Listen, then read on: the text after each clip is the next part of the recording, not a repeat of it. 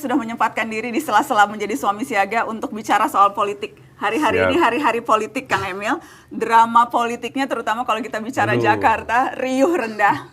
Saya mau kilas balik dulu, Pak Sus, Kang Emil. Saya mau kilas balik proses pencalonan sampai akhirnya 2 hari yang lalu Anda berdua resmi mendaftar ke KPUD. Sempat kan ada 2 surat tugas ke Anda, Kang Emil, ke Jawa Barat dan ke Jakarta. Kemudian akhirnya dapat penugasan ke Jakarta.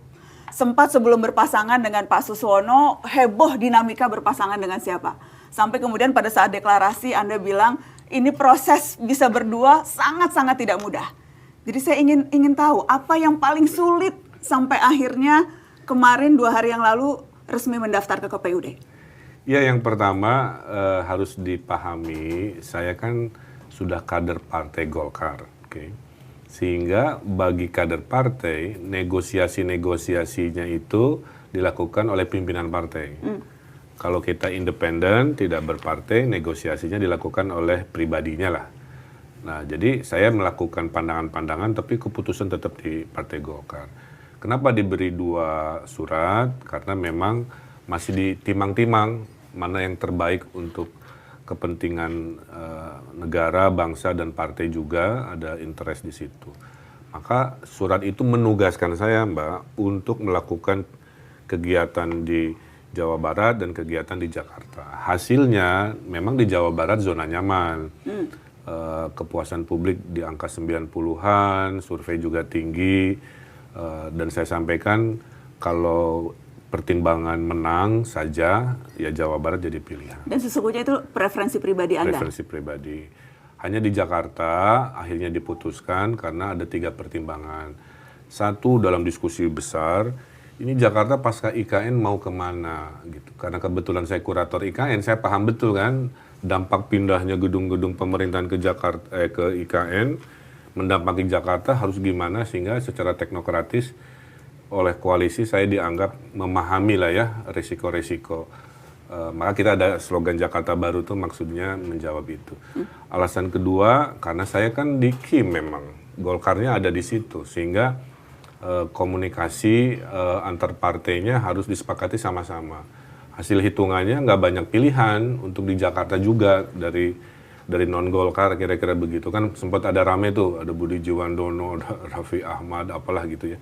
Akhirnya saya lagi yang terhitung masuk ke dalam hitungan koalisi. Dan yang ketiga adalah permintaan Pak Prabowo sendiri. Pak Prabowo itu punya mimpi tentang Jakarta, ingin menghilangkan kekumuhan, menitipkan tolong ya disupervisi nanti Giant Sea Wall ngatasin naiknya air laut, bikin banjir sepulau Jawa ya sampai Surabaya. Dan saya ingin bekerja sama dengan Gubernur Jakarta yang relatif mudah lah ya dalam psikologi Pak Presiden terpilih lah.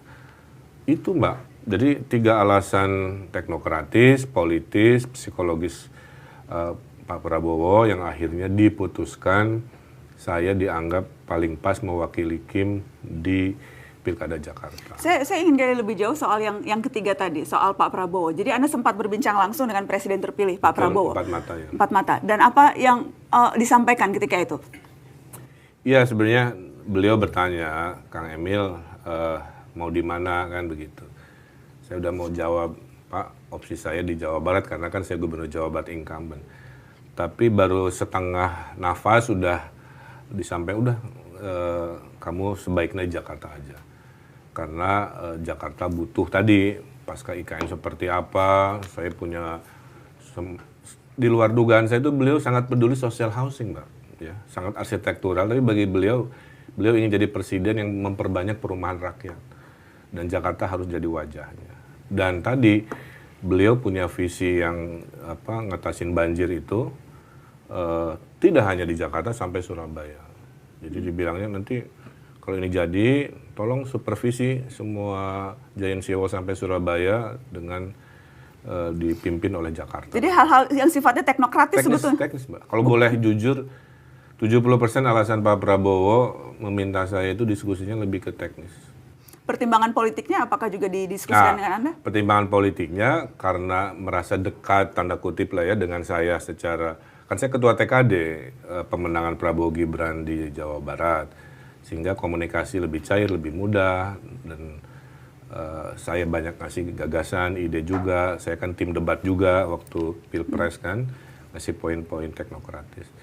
Sehingga merasa nyaman lah kalau dianggap saya jadi gubernur Jakarta mewakili Kim ada keilmuan dan track record di tata kota. Gitu.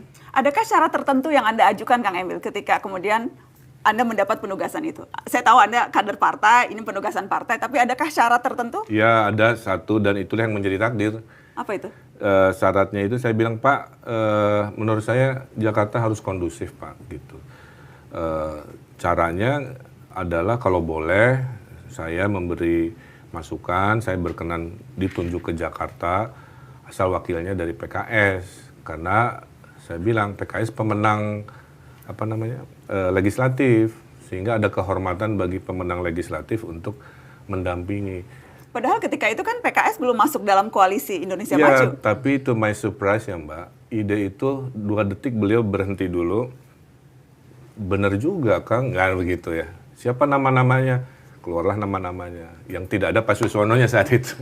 Makanya saya bilang takdir ke hari ini panjang ceritanya gitu. Tapi ide bahwa wakilnya wakil Kimnya saya, wakilnya dari koalisi waktu Pilpres berpisah, kebetulan pemenang legislatif masuk ke logika politis Pak Prabowo.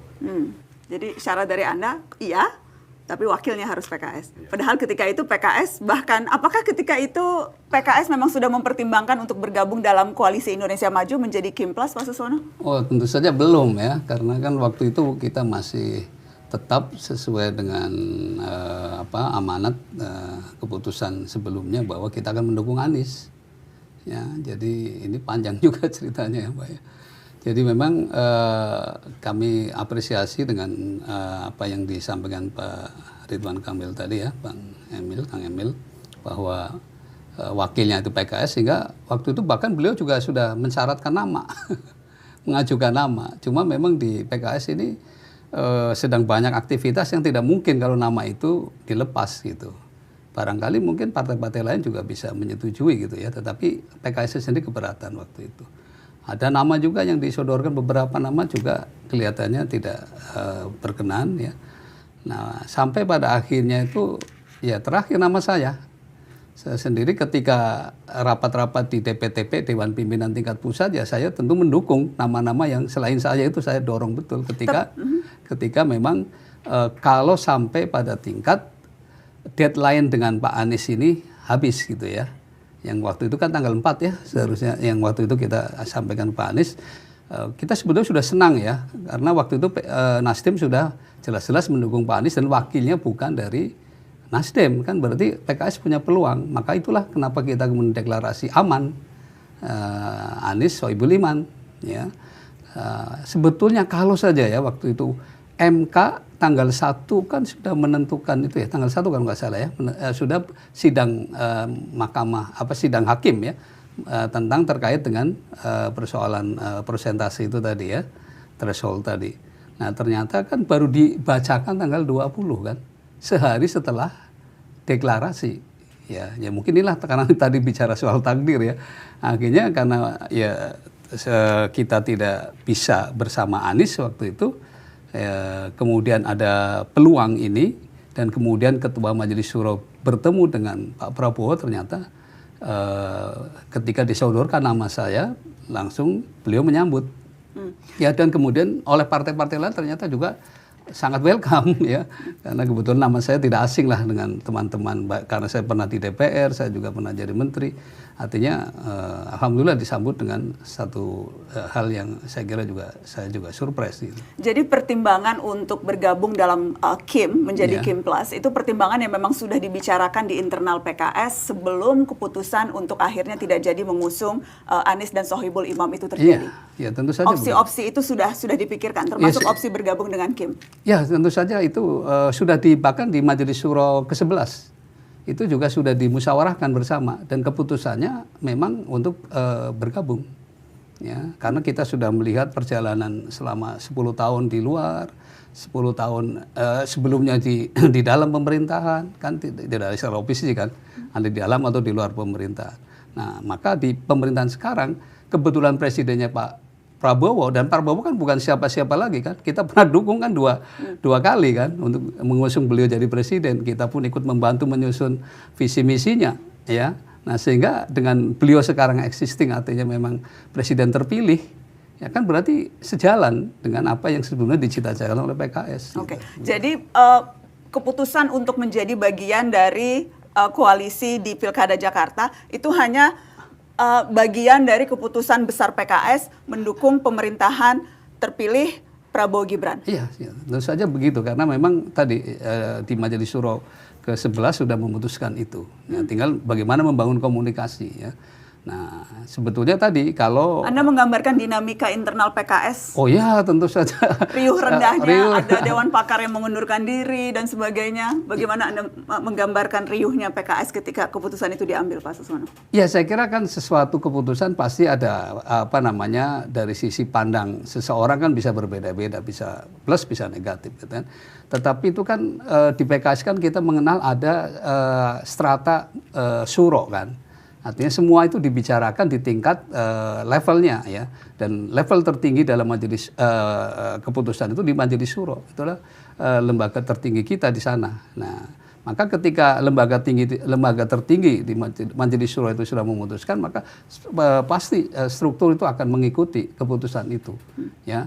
Nah, tentu pada ya Dewan Pakar ini kan bisa perseorangan, bukan tidak selalu menjadi anggota PKS, Mbak. Mereka bergabung ya, karena kepakarannya, ya. Nah, secara pribadi kemudian dia punya pendapat lain, ya itu urusan pribadi beliau. Tapi kan jumlah Dewan Pakar sebetulnya sampai 220 yang terlibat di PKS ini. Nah, kemarin kan hanya sebagian saja, hanya 13-an orang kalau tidak salah, ya. Nah, yang kemudian menyatakan kekecewaannya dengan itu, ya. Tetapi untuk kader-kader, struktur dan kader semua solid. Oke, saya ingin bertanya spesifik alasan kenapa PKS memutuskan untuk mendukung Ridwan Kamil sebagai sosok yang diajukan oleh Kim. Apakah karena memang mendapatkan posisi sebagai wakil gubernur atau ada alasan-alasan lain? Iya, tadi tentu kita ya di Jakarta kan kita berharap kalau toh Pak Anies yang maju waktu itu kan juga wakilnya dari PKS. Artinya memang itu sudah harga mati buat PKS untuk menjadi wakil di DKI atau di Dewan daerah khusus Jakarta ini. Ya, jadi memang itu sudah menjadi bagian yang kita tawarkan. Kalau memang kita bergabung dengan Kim, salah satunya ya termasuk adalah syarat untuk kita menjadi wakil di gubernur di Jakarta. Bahwa kemudian putusan MK tadi Anda katakan seharusnya dari awal begitu tanggal 1. Ya, kalau misalnya waktu itu tanggal 2 atau tanggal 3 dibacakan, ya kan berarti PKS sudah bisa maju sendiri kan? Tapi bukankah waktu itu masih ada waktu untuk mencabut dukungan? Buktinya di Tangsel, di Medan dicabut dukungan dan mengajukan yang lain. Sudah deklarasi. Tanggal 20 udah deklarasi. 19 kan kita deklarasi. 19 apa 20? 20. Oh, tanggal 20 kita deklarasi. Kan tanggal 21-nya MK membacakan itu. Ya, dan kita kalau sudah tanda tangan tidak pada tempatnya PKS menarik diri. Jadi ini lebih karena sudah memberikan komitmen tanda tangan. Sudah tanda tangan. Yang terjadi di Tangsel dan Medan belum deklarasi, belum tanda tangan sehingga tidak apa-apa mencabut dukungan. Iya, kan waktu itu kalau di Medan juga sama prosesnya, Mbak, ya. Kita sudah menunggu juga dengan Pak Edi Rahmayadi sudah berkali-kali sampai pada deadline-nya waktu itu nggak ada, juga belum dapat rekomendasi dari PDIP, kan PKS harus menentukan sikap, ya. Pada akhirnya pilihannya cuma 2, kalau nggak Pak Edi, Pak Bobi kan. Nah, kemudian Pak Bobi kemudian kita sodorkan kontrak politik, beliau menerima 9 kontrak politik, beliau menandatangani, ya itu bagian dari komitmen kami. Nah, tetapi kan begitu kita kemudian mendukung Pak Bobi, besoknya kan keluar rekomendasi dari PDIP ke Pak Edi kan. Nah, jadi artinya, ya itulah posisi PKS harus dipahami posisinya seperti itu. Yang jelas memang posisi PKS ini bagian dari sikap resmi PKS terhadap bagaimana bukan hanya di Jakarta, tetapi melihat pemerintahan dan seterusnya, begitu ya. Baik, Kang Emil, yang jelas kan memang konstelasi politik pengajuan calon di Pilkada ini kan memang berubah pasca putusan di MK. Yang walaupun memang sempat dicoba digagalkan DPR lewat revisi Undang-Undang Pilkada, tapi toh akhirnya kan kembali bisa ditegakkan nih. Saya ingin minta pendapat Anda melihat dinamika politik terkait Pilkada ini, riuh rendahnya hari-hari terakhir belakangan ini. Ya, pada dasarnya saya ini produk demokrasi. Kalau tidak ada demokrasi one man one vote, orang seperti saya sebelum masuk partai ya pasti kan kesulitan untuk ikut dalam kontestasi. Waktu itu saya aktivis sosial, bikin komunitas kan, SCW juga lah ya. Makanya tweet lamanya yang muncul lagi itu bagian dari saya masa lalu itu. Kekesalan saya tidak saya hanya kumpulkan dalam bentuk jempol di pendapat di media sosial, akhirnya saya masuklah yang namanya pilkada. Ada pilihan independen atau partai kan begitu. Akhirnya saya memilih partai karena jadi pintunya tuh 3 Mbak. Ini waktu wali kota Bandung Wali ya, kota Bandung. Pintunya tuh 3. 1 sebagai kader partai dinominasikan partai. 2 independen. 3 independen tapi dinominasikan partai. Jadi waktu saya pilwalkot saya ini independen dinominasikan partai. Waktu pilgub saya independen dinominasikan partai. Waktu di sekarang saya kader partai dinominasikan partai. Waktu pilwalkot hanya 2 partai, kebetulan PKS Gerindra. Jadi sebenarnya saya udah berpengalaman berkolaborasi dengan PKS. Waktu di pilgub saya diusung 4 partai. Sekarang tanpa saya duga karena posisi kami ini tidak di level yang ngatur-ngatur negosiasi seperti saya bilang. Kalau kader partai yang ngatur negosiasi kan pimpinan. Ternyata partainya besar 15 tapi yang mengusung 14 karena Partai Prima nggak ikutan di Pileg 2024 lah. Nah jadi proses ke titik ini itu datang dari hal-hal seperti itu. Maka waktu kami deklarasi, kemudian besoknya saya nerima surat rekom dari PKS, wartawan kan tanya, Pak barusan gitu bahasanya kan, MK gini. Kan mindset saya sebagai dulu civil society kan langsung menyukai. Artinya keputusan nurunin persentase memperbanyak calon. Kalau memperbanyak calon, orang-orang tipe saya yang dulu, yang susah karena harus 20%, tiba-tiba kan bertebaran menjadi opsi banyak. Siapa yang diuntungkan? Proses demokrasi. Siapa yang diuntungkan? Warga. Pilihan jadi banyak. Waktu saya pilwalkot, Mbak, 8 pasang, Mbak. Waktu pilgub, saya 4 pasang. Sekarang insya Allah 3 pasang. Jadi sebenarnya makin banyak, makin bagus. Jadi saya mendukung secara mindset apa yang MK maksud, supaya demokrasi kita lebih mudah, lebih bervariasi, dan lebih berkualitas. Kang, kan pasca putusan MK itu dan berbagai hal yang terjadi di DPR, demonstrasi dan sebagainya. Kan selain demonstrasi yang dilakukan oleh mahasiswa, sejumlah elemen massa, media sosial kan juga sempat masif tuh postingan peringatan darurat. Saya masih peringatan darurat Garuda Biru. Anda kan sejak dulu kan memang aktif main media sosial, Kang. Anda sependapat tidak dengan peringatan Garuda Biru itu? Itu kan kreativitas dari warga yang mengkonsolidasi gerakan. Itulah tipe Gen Z hari ini yang kadang-kadang suka dikritik seolah-olah cuek, sebenarnya nggak juga. Mereka itu punya cara sendiri, logika sendiri dalam mengkonsolidasi sebuah gerakan. Bagi saya itu hanya bentuk kreativitas yang saya kira khasnya di zaman sekarang ya. Kalau dulu kan lewat selebaran gitu kan, sekarang lewat itu. Jadi saya kira ini bagus buat demokrasi dan hasilnya kan suara rakyat didengar. Yang tadinya DPR mungkin mau melakukan sebuah tindakan, akhirnya disesuaikan dengan yang di MK. Walaupun ada pendapat kan, MK harusnya agak jauh-jauh hari karena keputusannya terlalu mepet. Sehingga setelah MK itu Mbak, bayangkan ratusan kalikan berapa partai terjadi gemuruh negosiasi ulang yang tidak sederhana. Ya, ada yang udah ditandatangan jadi nggak jadi, ada yang tadi nggak pede karena suaranya nggak cukup jadi cukup. Kita berharap tadinya kalau bisa lebih awal. Tapi memang takdirnya begitu. Kalau lebih awal mungkin saya nggak berjodoh juga sama Pak Suswono kan. Jadi kita terima aja ini udah ke garis tangannya. Tapi yang jelas Anda bisa memahami berbagai suara-suara ketika itu yang menginginkan memang lebih banyak pilihan yang bisa didapatkan oleh publik dalam proses kontestasi. Itu respon pertama saya di doorstop itu. Anda juga begitu Pak Suswono. Walaupun fraksi PKS di Balik itu sempat menerima tuh. Ya sebetulnya kalau keputusan di DPTP sudah jelas bahwa kita menghormati keputusan MK karena itu final dan mengikat. Ya, itu sudah kita perintahkan itu. Nah, dengan catatan tentu saja, ya, karena bagaimanapun juga harus kita hormati, ya, untuk bernegara ini kan tentu harus ada tata aturan yang mengikat gitu ya. Begitu, Mbak. Kang Emil, ini kan pasangan Ridwan Kamil Suswono disokong 15 partai politik.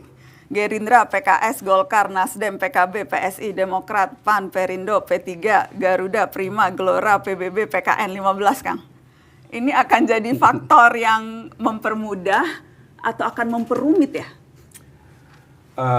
Saya melihat semua takdir ini harus disikapi dengan cara yang sama, yaitu beradaptasi aja. Jadi kami akan beradaptasi. Dulu saya Pilwalkot hanya 2 partai, ya, Gerindra, PKS. Tadi saya sebut Pilgub, saya diusung Nasdem, PKB, P3, Hanura. Sekarang tiba-tiba tadi 15 ya dengan 14 pengusung. Tinggal mengorganisasikan aja. Karena kelebihan dari, kalau boleh ya, saya melihat perspektif yang lain. Kita dipisahkan oleh Pilpres kan, tapi dipersatukan yang berbeda-beda Pilpres ini di Pilkada Jakarta. Jadi ada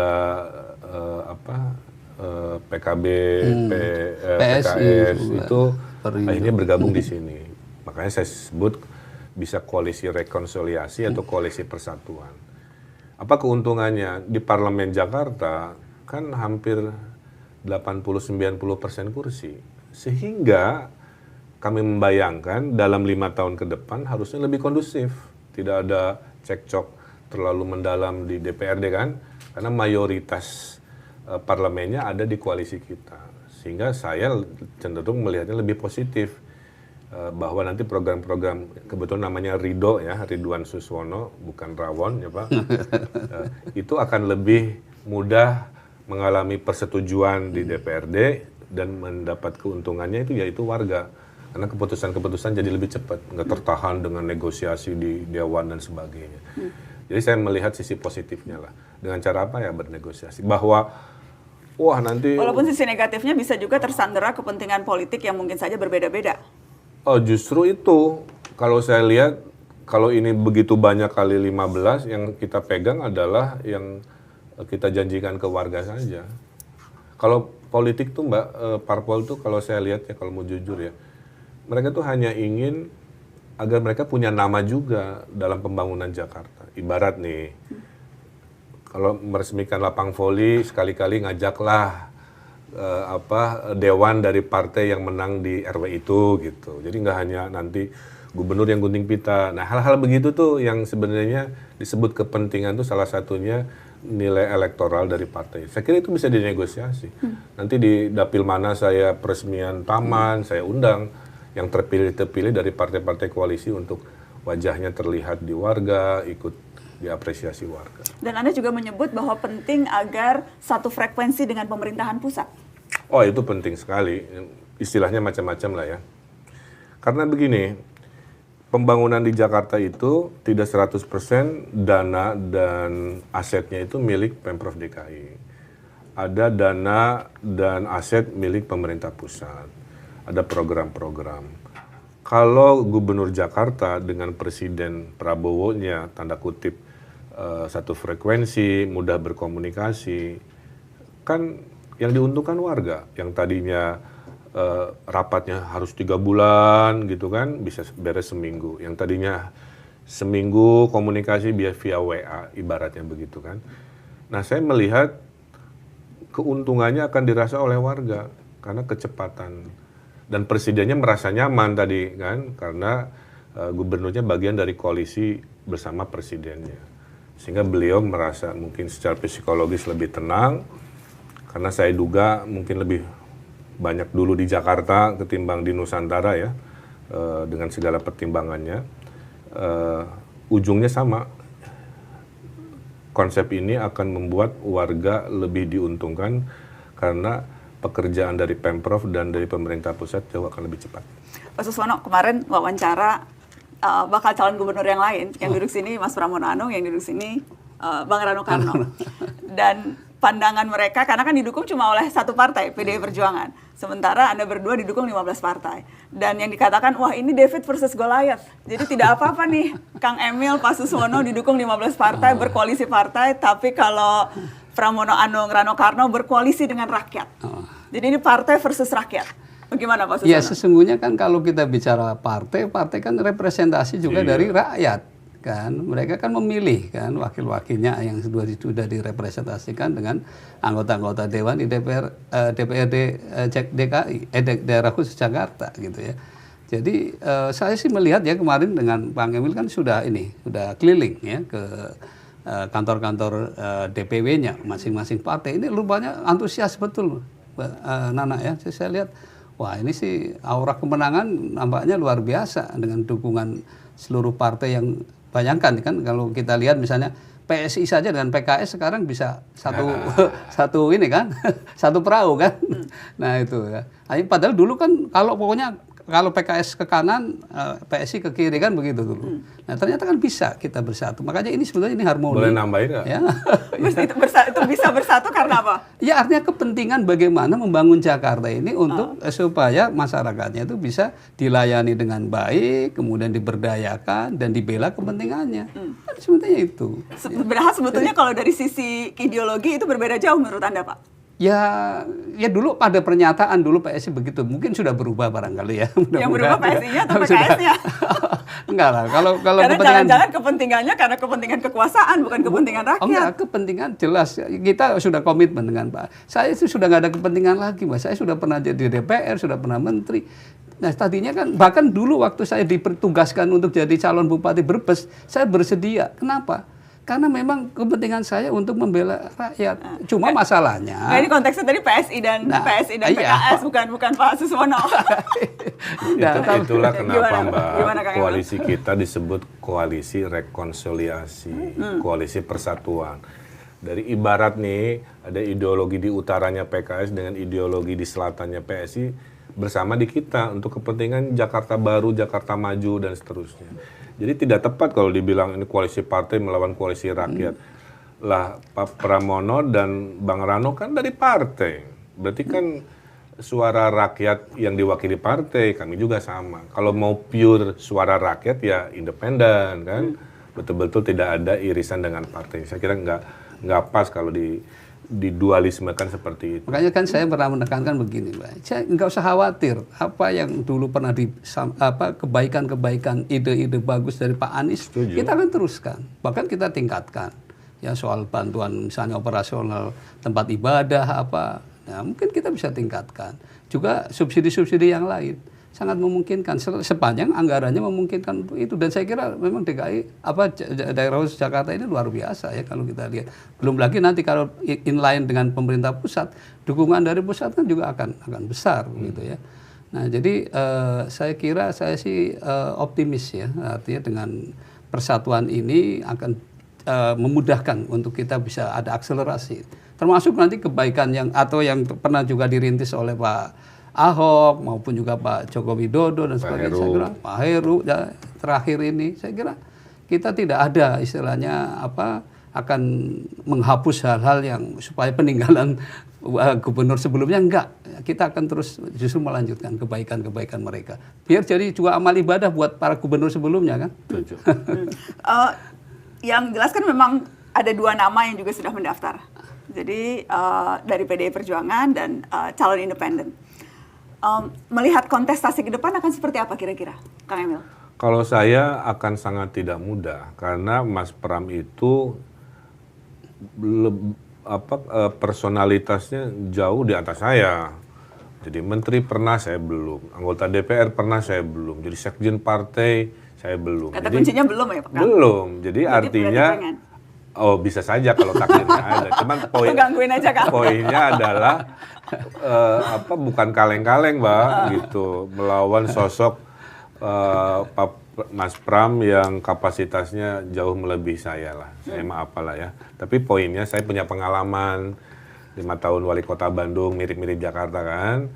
Kemudian 5 tahun gubernur, ngurusin 50 juta masyarakat, zaman COVID pula. Sehingga kami ini sebenarnya kan tadi pas Saya punya pengalaman wilayah, beliau punya pengalaman pemerintah pusat kan sebagai menteri.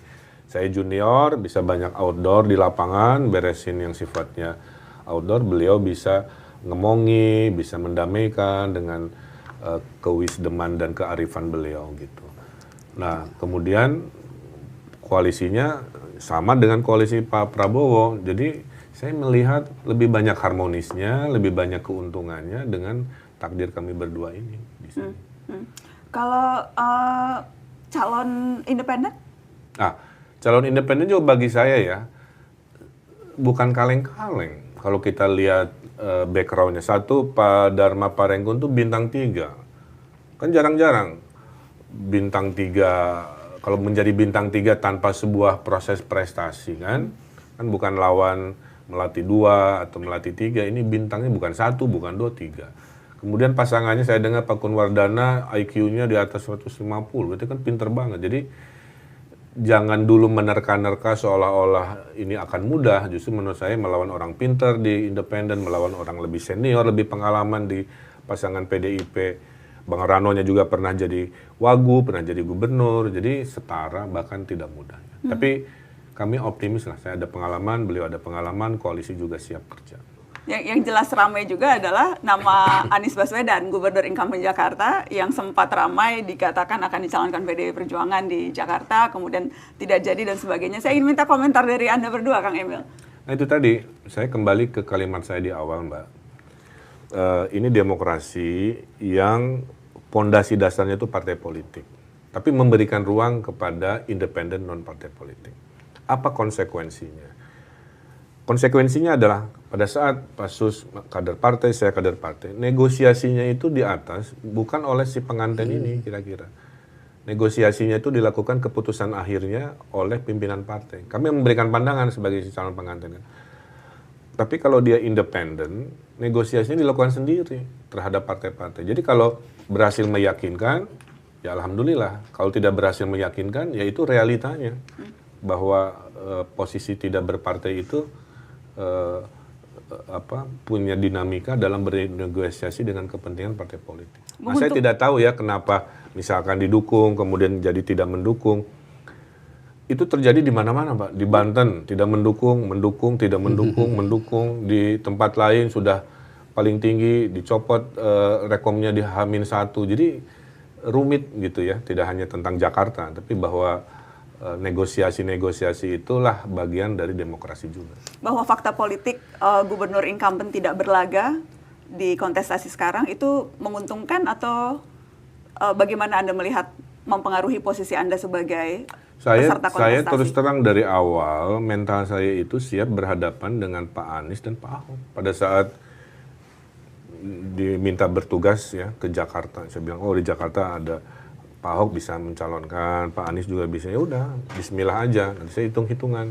Nah hitungan saya mengatakan adalah, insya Allah bisa menang. Bahwa dalam perjalanannya dua beliau ini mantan gubernur tidak, itu di luar jangkauan dan di luar apa yang saya imajinasikan. Imajinasi awal saya adalah berkontestasi dengan dua incumbent gubernur gitu. Bicara soal imajinasi Kang, Jakarta baru, Jakarta maju. Jadi imajinasi Anda untuk Jakarta pasca IKN apa Kang Emil? Ya, Jakarta seperberapa persennya itu adalah tentang tata infrastruktur. Karena Jakarta ditinggalkan oleh sebagian populasinya pindah ke IKN. Pada saat meninggalkan tertinggallah gedung-gedung kosong kan. Kantor-kantor di seputaran Monas, yang kementerian, di Rasuna Said, kementerian kehakiman kesehatan akan pindah, sehingga harus diimajinasikan itu gedung mau jadi apa, apakah kantor lagi. Pak Prabowo punya ide gimana Kang Emil kalau kita bikin social housing, ini lagi dialektika ini tentang apa itu Jakarta baru. Plus Giant Sea Wall, Pak Prabowo sangat semangat untuk jadi solusi, itu kan imajinasi, karena Giant Sea Wall itu jangan membayangkan bendungan saja, nanti jadi kawasan, di dalamnya ada perumahan, ada sekolah, ada masjid, tapi sambil menangani masalah banjir dari utara. Kan butuh imajinasi, Mbak. Nah, bedanya kami ingin agar hal-hal besar ini diimbangi dengan kebahagiaan, kemerataan, sampai ke level RW, ke level kampung. Maka di zaman kami insya Allah hal besar dikerjakan, hal kecil juga kami siapkan. Termasuk hal-hal yang sifatnya spiritualitas. Karena hidup tidak hanya urusan duniawi, tidak hanya urusan materi. Kita ingin warga Jakarta itu bahagia, apapun level pendidikannya, merata pembangunannya. Kita ada program anggaran buat RW misalkan nanti. Sehingga pembangunan tidak hanya kinclong ibaratnya di tengah kota, tapi sampai ke kampung-kampung juga mengalami ruang perubahan yang luar biasa. Itulah yang disebut Jakarta Baru, yaitu kota global dengan syarat-syaratnya, penuh karya-karya inovatif, berkeadilan, dan ujungnya mensejahterakan. Kang, ada yang